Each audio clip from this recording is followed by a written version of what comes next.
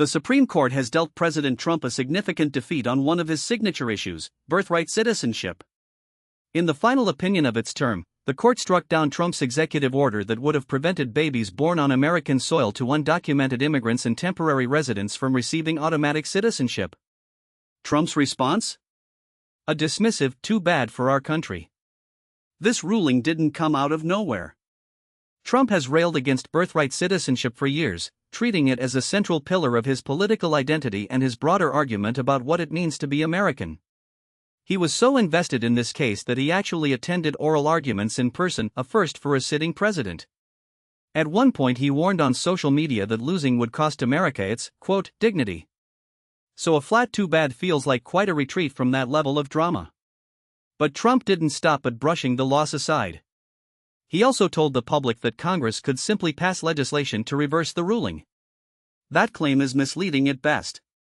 5 of the justices found that birthright citizenship is guaranteed by the Constitution itself. A 6th justice, Brett Kavanaugh, voted to strike down the executive order on statutory grounds rather than constitutional ones. What that adds up to is this: to truly overturn the ruling, the president would almost certainly need a constitutional amendment, not a bill, not an executive action, but the most difficult legal maneuver in American politics. The White House did not immediately explain why the president believed regular legislation would be sufficient. The political math makes that path even steeper.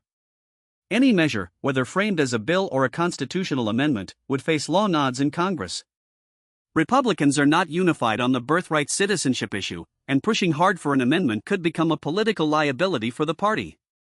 Trump, for his part, was quick to pivot to what he called other good victories. He pointed specifically to a ruling issued just one day earlier, on Monday, in which the court found that he had the authority to fire members of independent regulatory boards. That decision overturned 90 years of legal precedent and significantly expanded presidential power. The case centered on Rebecca Kelly Slaughter, a Democratic member of the Federal Trade Commission whom Trump wanted to remove because she did not align with his agenda.